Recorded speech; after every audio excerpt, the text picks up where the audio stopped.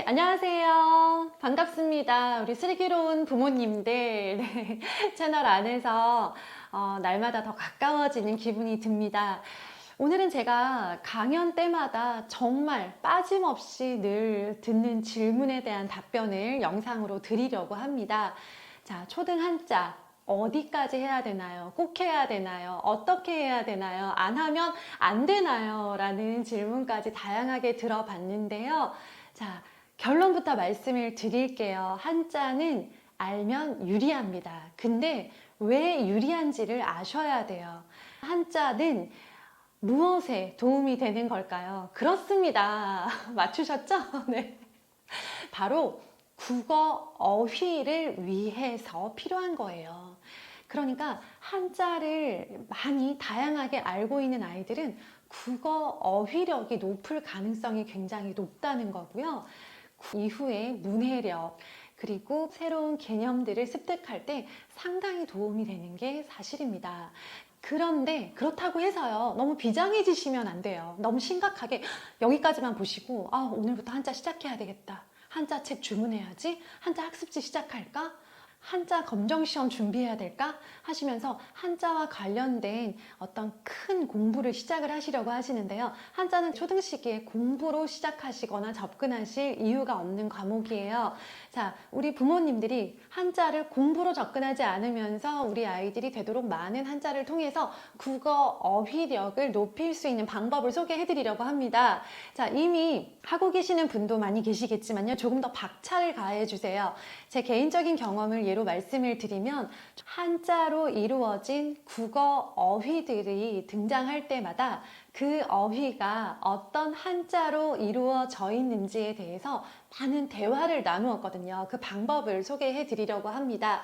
사실 우리 아이들이요, 이미 알고 있는, 무슨 뜻인지 잘 설명할 수 있는, 매일매일 사용하는 일상 용어들 있잖아요. 한자로 이루어져 있는 경우들이 정말 많습니다. 한국어의 70% 정도가 한자로 이루어진 어휘들이에요. 그만큼 그 비중이 굉장히 높은데요. 자, 예를 들어 볼게요. 우리 아이 매일 학교 가죠. 뭐 1학년이든 6학년이든 매일같이 학교에 가서 시간표에 맞추어서 공부를 합니다. 국어라는 과목이 있잖아요. 그 과목을 모르는 아이는 없죠. 자, 국, 나라, 국, 말씀, 우리나라의 말이라는 뜻이잖아요. 이미 알고 있는 용어일 뿐인데 나라 국자와 말씀 어자로 이루어져 있다라는 사실을 우리 부모님들이 대화를 통해서 언급을 해주시면 되는 거예요. 자, 그럼 시간표 중에 또 수학이라고 하는 과목이 있잖아요. 네, 수를 배우는 학문이라는 뜻이죠. 자, 거기에서 수는 무슨 숫자이고 학은 무슨 의미를 가졌는지 한 번씩만, 잠깐씩만 짚어주는 거 어려운 일 아니잖아요. 하실 수 있잖아요. 자, 그러면 아이들이 수학, 그런 뜻이구나. 그 다음에 그럼 과학은 무슨 의미일까? 과학의 과자는 무슨 뜻을 가졌을까? 하면서 아이들에게 물어보시는 거예요.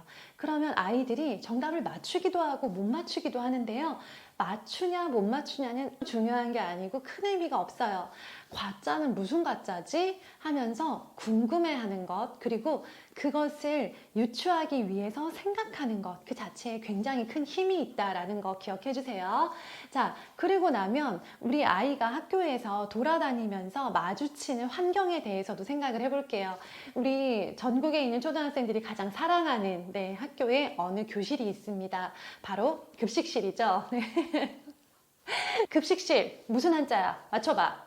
무슨 급자야? 이렇게 하면 아이들한테 너무 힘들어요. 한자는 무조건 재미있게, 놀이식으로, 대화식으로, 장난처럼, 퀴즈처럼 접근을 할수록 오래 기억이 남을 수밖에 없거든요. 자, 그러면 급자는 줄 급자예요. 실은 방실이고요. 무언가를 주는 방이죠. 자, 그럼 무엇을 줄까에 대한 정답이 바로 식자에 들어있는데요. 식은 그럼 무슨 뜻일까를 물어봐 주시는 거예요. 그러면 아이들이 음식, 밥, 국, 점심? 하면서 막 자기 나름대로 유추를 하겠죠. 자, 그랬을 때 우리가 밥식자다라고 하는 한자를 네, 아이에게 제시해 줄 수 있고 그런 식으로 퀴즈처럼 수수께끼처럼 스무고개처럼 익혔던 한자들은요 내가 억지로 노력하지 않아도 습득되고 나아가서 자연스럽게 암기할 수 있게 됩니다. 자, 그래서 아이들이 길을 지나다가 식당이라고 하는 간판을 봤을 때 저 식자도 밥 식자인가 보다. 맞나? 하면서 검색을 해보거나 서로 대화를 나눠볼 수 있는 거죠. 자, 또 우리가 주변에서 많이 볼 수 있는 상황 뭐가 있을까요? 주변에 둘러보시면 애견샵이라고 하는 곳들이 점점 눈에 많이 띕니다. 자, 애견, 샵은 영어로 가게다라는 뜻을 미리 알려주시고요. 그럼 애견이 무슨 뜻일까를 같이 고민을 해보는 거예요. 자, 두 글자를 다 맞춰봐 라고 하면 너무 부담스러워요. 둘 중에 한 글자는 먼저 제시를 해주시고요. 사랑, 애자, 무언가를 사랑하는 사람들이 이용하는 가게인가 봐. 그럼 견자는 무슨 견자일까? 지금 저기 간판 아래에 그려져 있는 저 그림은 어떤 동물일까? 그러면 그걸 보고도 견자가 개라는 의미를 가졌다는 걸 모르는 아이는 없을 거예요. 이건 1학년 친구들도 충분히 유추할 수 있습니다. 자, 그러면 만약에 고양이만 서비스를 해주는 샵이 있다면, 가게가 있다면 땡 샵이겠네. 자, 여기서 땡자는 뭐가 들어가면 좋을까 해서 개가 아니라 고양이로 바뀔 경우, 한자가 바뀔 경우 어떤 샵으로 이름이 바뀌는지를 아이들이 고민하고 찾아볼 수 있게 해주는 거예요. 그래서 아이들이 고양이라는 뜻을 가진 묘자라는 글자를 마침내 알아내고, 그래서 애묘샵, 애견인, 애묘인 이렇게 새로운 어휘로 확장될 수 있습니다. 자, 마지막으로 또 예를 들어 볼게요. 주차장 많이 가시죠? 대형마트에 가면요, 지상 주차장과 지하 주차장이 있고 선택할 수도 있고 안내를 받는 경우도 있잖아요. 그러면 여기에서 두 가지 어휘를 찾아낼 수 있어요. 바로 지상과 지하인데요. 자, 여기서 지는 우리 이 지표면을 말하는 땅 지자다. 자, 그러면 지상 주차장은 땅 위에 있어, 아래에 있어 했을 때 위에 라고 대답을 하겠죠. 그러면 상이라고 하는 글자는 어떤 뜻을 가졌을까? 상 이런 걸 아이들이 유추해서 알아낼 수 있다는 거죠.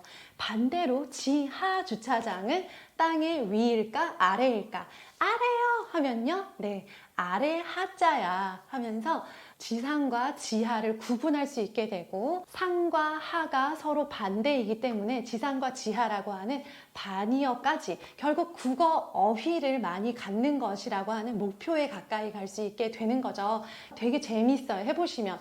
그래서 이런 대화들은요 굉장히 시간이 짧게 걸려요. 어떤 물건을 보거나 어떤 간판을 보거나 여행지에서 새롭게 만나는 어떤 건물을 봤을 때 그 곳에 있는 어휘에 한자가 들어있고 어렵지 않은 한자다라고 했을 때는요, 박물관?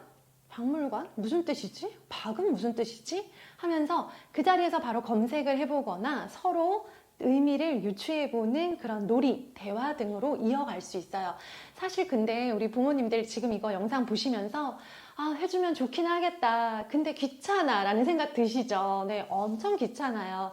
그래서 추천드리기는 자주 하지는 마세요. 아이들도 매일같이 밥만 먹으려고 하면 부모님이 또 한자어 타령을 하시면 지겹고 힘들어요. 부담스러워요.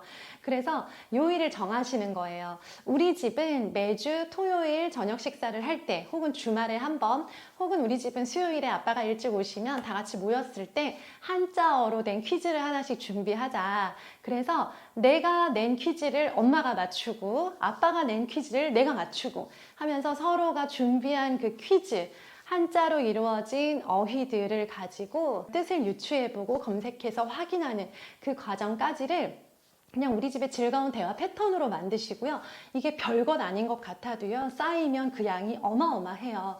그래서 가장 좋은 점 뭐냐면요, 초등에는 한자가 정규 과목으로 없어요. 근데 중등에서는 3년 동안 한자라는 과목을 필수 과목으로 배우게 되어 있어서요, 우리 아이들이 정규 과목으로 한자를 접했을 때 이거 부모님이랑 이렇게 대화하고 퀴즈했던 그때 나왔던 그 한자인데 하면서 한자에 대해서 굉장히 긍정적인 경험을 가졌던 것을 떠올리게 되고요.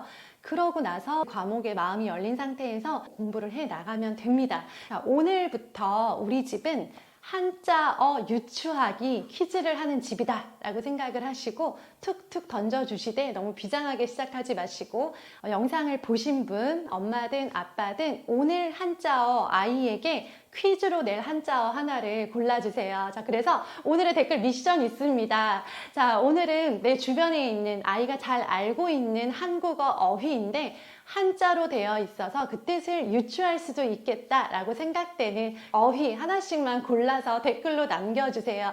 제가 예로 들었던 급식실, 지상주차장, 지하주차장 너무 좋습니다. 자, 생각 안 나시면 이거부터라도 시작하시면 되고요. 좋은 예, 눈에 보이는 거 있으시면요. 어휘를 댓글로 남겨주시면 우리 다른 어머님들이 이것도 괜찮네. 나도 이걸로 한번 퀴즈 내봐야지 하면서 서로 도와가며 슬기롭게 아이를 잘 키웠으면 좋겠습니다. 자, 한자에 대한 궁금증, 그리고 고민, 그리고 어떤 대화로 한자를 풀어갈지 다양한 댓글들 기다리고 있겠습니다. 감사합니다. 좋은 하루 되세요.